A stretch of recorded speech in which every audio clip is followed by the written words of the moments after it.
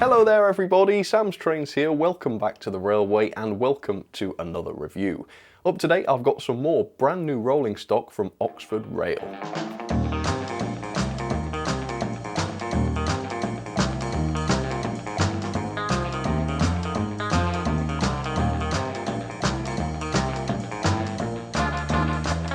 Oxford have had a really strong start to the year in terms of rolling stock. They started out with the 14-ton vans, the L&ER ones, banana vans.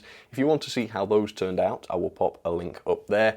But today I'm going to be looking at yet another brand newly tooled wagon from Oxford Rail, and that is this, the all-new Pilchard wagon from Oxford Rail. And in real life, 50 of these wagons were produced in a single batch from 1951. And they were designed for transporting ballast and similar loads generally around the eastern region of the UK, and they stopped being used from about the mid-1980s.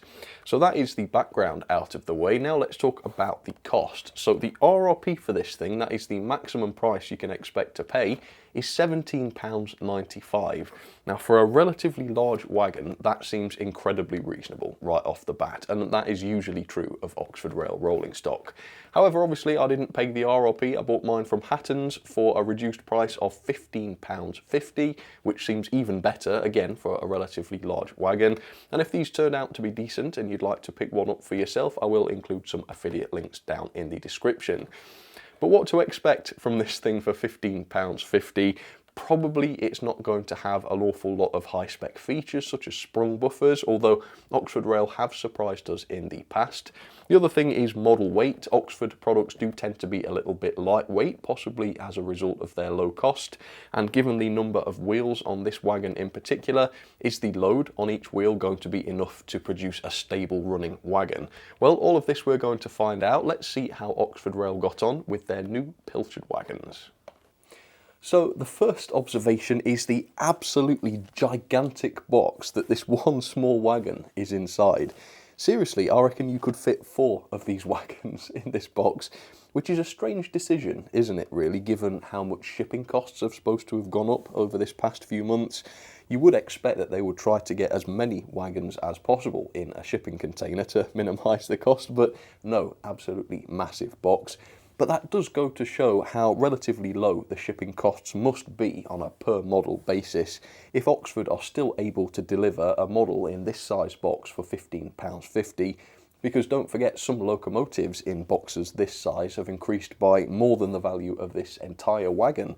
Let me show you what I have here then. So this product, if I stand the box up, is OR76 PIL 001. It is a Pilchard wagon in BR Black. We'll come back to that. And it is DB990099. Now it says BR Black on the end of the box there. And yes, there is some black on this wagon, but overall, this is a grey wagon, right? So I don't know why they would consider this BR Black. Maybe they just got William Stroudley out of retirement or something to do the liveries. I don't know, but this is definitely a grey wagon. There must be some reason why it's considered BR Black. Anyway, let's open the gigantic box then, which is large enough for a coach. I assume that's the reason we've got such large packaging. They haven't developed a medium-sized box that would fit this wagon. Probably should do, shouldn't they? Because this is insane. A lot of plastic used as well. So, this is what I love about Oxford. Inexpensive wagon, really good value, and we've still got chain link couplings supplied with this. That's quite interesting, isn't it? 1951, that's quite late. These are still using the chain link couplings and not the screw links, which is interesting. And as I understand it, these wagons are not fitted either, which means they've got quite primitive brakes on them. I assume that could be why these fell out of favour reasonably early on in their careers. Although 30 years or so, that's not too bad, is it? Right, let's open this up and see what Oxford's Pilchard is like. For £15.50, I'm not expecting a die-cast chassis or anything, but that would be awesome, wouldn't it, for the weight of the thing. Alright, well, it looks good. There seems to be a lot of decoration involved in this. There's quite a few different colours I can see used already. Alright, let's lift it out. Is it any heavier? Oh, it doesn't feel too bad. No, it doesn't feel too bad. So the wagon seems to be made of reasonably thick plastic. It doesn't feel like the chassis or anything is die-cast. I say the chassis, I'm pretty sure the whole thing is just a single plastic piece with the bogies screwed onto it. So there is no sort of separate underframe or anything, and I assume that is how they've been able to do this so cheaply. The weight though doesn't seem too bad. I'll do some calculations later on and find out what the load per wheel is or per axle, and that will give us a better idea, and I suppose I can compare that then with other wagons. But overall, I mean, it's very simple, and you can tell that this has been manufactured on a budget. But unlike so many other manufacturers, that is at the very least reflected in the price. £15.50 does not seem too bad for this, particularly given the fact that, as you can see, we've got 4 sets of metal wheels on this. So not bad value at all. One slight concern is that the couplings are relatively fixed. They're not on the bogies, they are on the body, and they've only got a small amount of pivoting on them. So it will be very interesting to see how they perform around sort of tighter curves and such. But overall, it looks fantastic. So let's take a much closer look at the level of detail, and we'll find out what sort of features this thing's got. So there it is, up close and personal for you. A close look at the brand new Oxford Rail Pilchard wagon. And I expect that it's pretty clear, based on the videos that I've showed you already of this thing, that the model has absolutely no frills whatsoever, and Oxford Rail have done the bare minimum in order to achieve the look of a modern and detailed wagon here. But that's the point really, they have managed to achieve that. It is a very, very minimalist wagon, but from any sort of distance, it looks the part. And of course, this minimalist approach taken by Oxford Rail has allowed the price of this wagon to be incredibly good and competitive. And I really plead with other manufacturers to take a similar stance, because there really is a huge gap in this market for inexpensive yet decent looking rolling stock.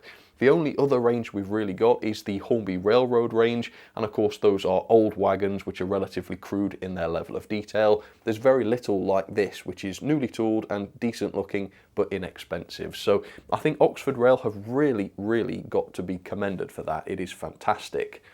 The weight of the model is quite low. It weighs in at 43 grams, which is an axle load of about 11 grams per axle.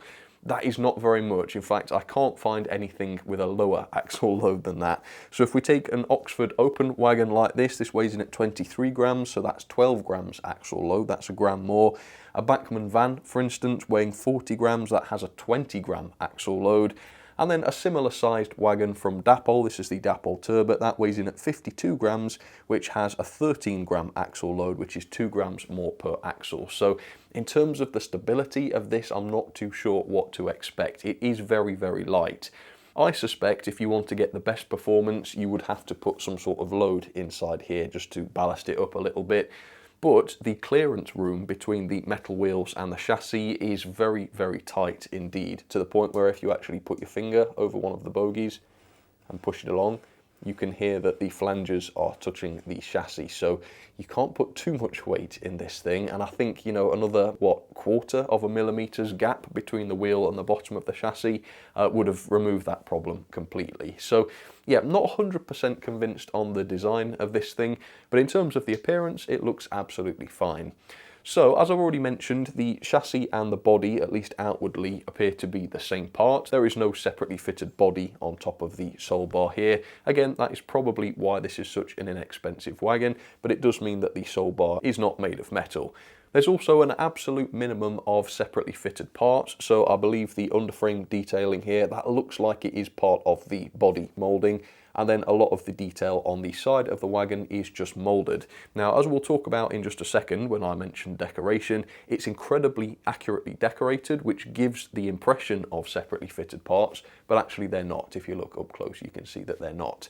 These small parts on the underframe though, these do appear to be separately fitted, and you've also got the white painted turning wheels, which I assume are for the manual brakes, and they are separately fitted and also very nice looking fine pieces too.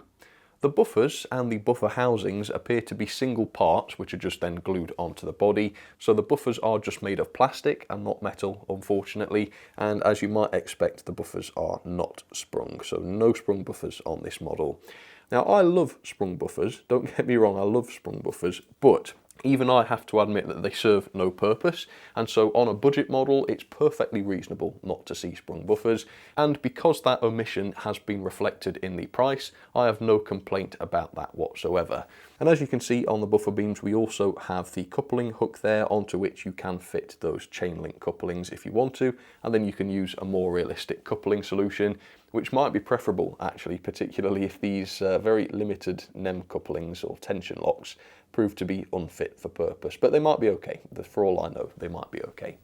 So let's take a look at some more of the body detailing and decoration then. So there is a fair amount of decoration on here. Obviously you've got the very lovely grey bodywork, which is an excellent shade. It looks nice and convincing. And as I've already said, there's a lot of painted detail on the body, which makes it look very detailed, even though most of the detailing is just a part of the moulding. And then you've also got the Pilchard lettering on the side there. You've got some information. It's a 20-ton wagon. So the running number there is also printed, some other minor printed details. So that is all pretty decent. The bogie detail looks good as well. I mean, it's fairly simple, but you can clearly see the suspending spring there and the axle box detail. Yeah, it all looks very nice and fine and modern. Again, it's quite unusual to find a wagon of this level of detail at this price point. And then the interior detail is quite good as well. The inner walls of the wagon are painted a different colour. I suppose, is that supposed to look like a wood colour? But you've also got the sort of moulded detail inside there as well. And then presumably in real life the Pilchards didn't have a wooden planked floor. Instead they must have used sheet metal, so instead of the wood planking texture here, you've got larger gaps between the parts and rivets to fix them down, which is all nicely modelled here. It looks pretty decent. The ends of the model are quite interesting, aren't they? This is quite a unique bit of design. You've got quite a thick end to the wagon, and then you've got these supports which hold the main body of the wagon, which suggests that there must have been quite a heavy load in these wagons, because there's quite a lot of bracing there to stop the bodies from bulging outwards, which is pretty cool. And then if we look on the underside, like I said earlier on, these are not fitted with vacuum brakes and such in real life, so as a result the underframe is relatively basic. You don't have any of that mechanism going on. So instead you've just got a basic underframe with the indication of some underframe supports, and you have just got the indication of some basic brake pads which act on the metal wheels there, which is minimal but absolutely accurate as far as I can tell. So there we go, the Pilchard wagon. Decently detailed, like I say, absolutely no frills, but overall it looks decent. The price is definitely right, but the weight seems to be a little bit low. So I'm not 100% sure what to expect when I put this through its performance test, but let's do that now and see what happens. Okay, so here is my test setup then for the new Oxford Pilchard. I've got the standard class 4 from Hornby in the BR Blue. Let's wait for the comments to come in correcting me on that. And then a range of different wagons to couple the Pilchard up to. And I'm going to pop the Pilchard here just between the Dapple Turbot and the Oxford ICI hoppers. So I have to say the performance is much better than I expected it to be. The gauge was absolutely fine at 14.2mm, reliable back to back on each axle, which is great. The wagon, as you can see, is pretty free running. Yeah, not a problem with that. And I did do the Gordon's Hill running test just to see if it was free rolling or not. And as you can see, I let it go at the top and it didn't do that great. It kind of got towards the signal box, that sort of area. But just to do a bit more testing, mainly because I wanted to find out whether the clearance issues between the wheels and the chassis would be a problem, I put 30 grams of weight into the Pilchard and let it do the same test. And as you can see, this time it got much further, which tells us quite a lot. First of all, it means you can put a bit of a load in here without the clearance issues becoming a problem. You wouldn't want to fill the wagon completely with real ballast. You'd want to put foam in and then just perhaps cover the top layer of ballast. But some sort of load will not cause this a problem. It also tells us that when the wagon went down Gordon's Hill and stopped halfway without a load, that isn't because of any drag in the wheels, it's just because of the light weight of the wagon and obviously therefore the lack of momentum. So the wagon itself is perfectly free rolling, which is really good. The issue with the couplings being a part of the chassis and not fitted to the bogie also does not prove to be a problem. I coupled this up to my Bachmann Peak, which has a fixed coupling on each of its massive bogies, and there was no derailment around the second radius, which suggests that that is okay. I do think it's better when couplings are part of bogies. It just produces more reliable running, but at least it's simpler this way and the impact on the bodywork is absolutely minimal. So let's see if the couplings work. We're going to go Dapple to Oxford coupling first with the Turbot, standard class 4, backing up not very well. I think it's stopped. Oh goodness, right. But that's a successful coupling, as you can see. Yeah, no problem with that, that's nice.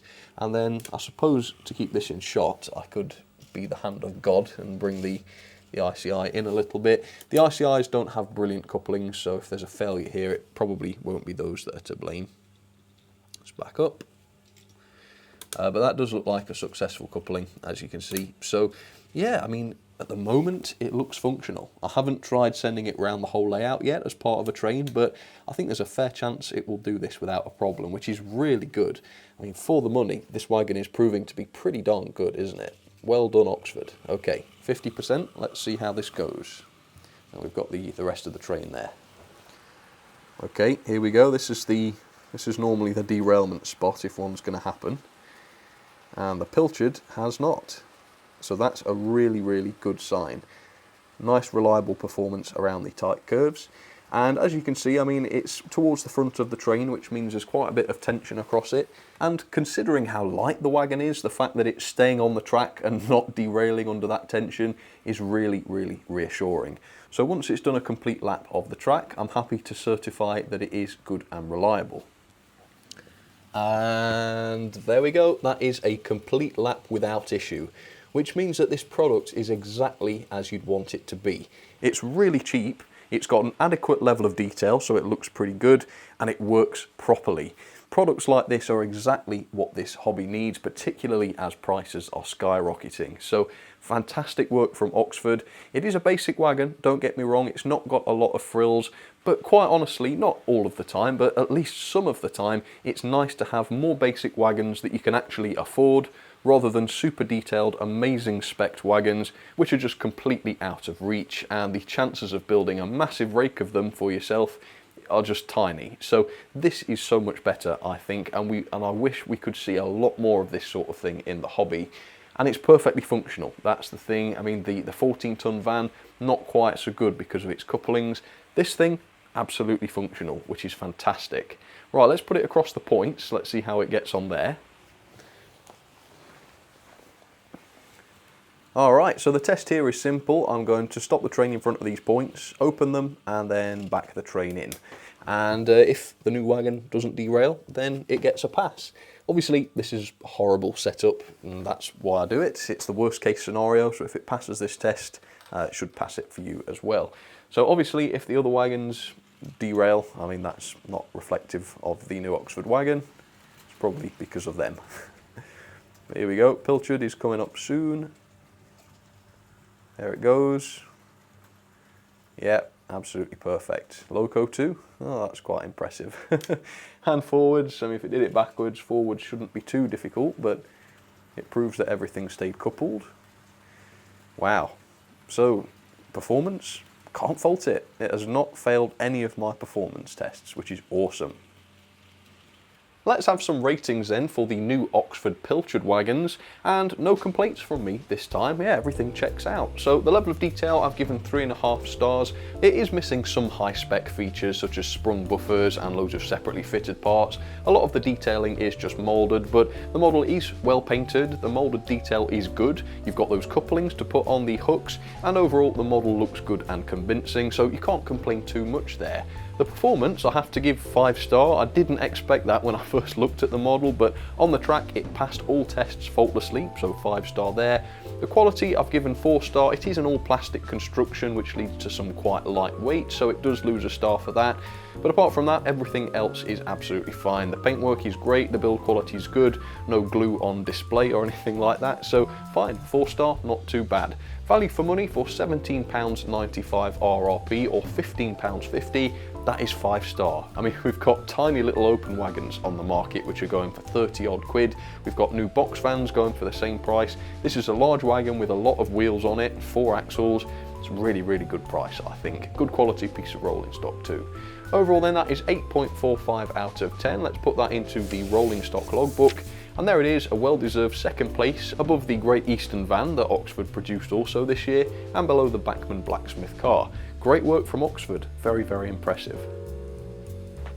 there you have it then. That is my review of the new Oxford Pilchard, and it's wonderful, isn't it? I have to say I'm really grateful to Oxford Rail for offering a low cost but still decent model here in 2022, which is quite a rare thing really these days. And it also seems, at least for the time being, that Hornby's acquisition of Oxford Rail has not prevented them from doing that, which is also very reassuring. So if you want to pick one of these up, like I say, affiliate links down in the description. Overall, I can highly recommend them. They work well, they look great. What more could you really ask for 15 quid? So yeah, really, really impressed. Thank you very much for watching then, folks. I hope you enjoyed the video as well. Comment down below, let me know what you think, and I will see you again very soon for another video. Alright folks, cheers everybody.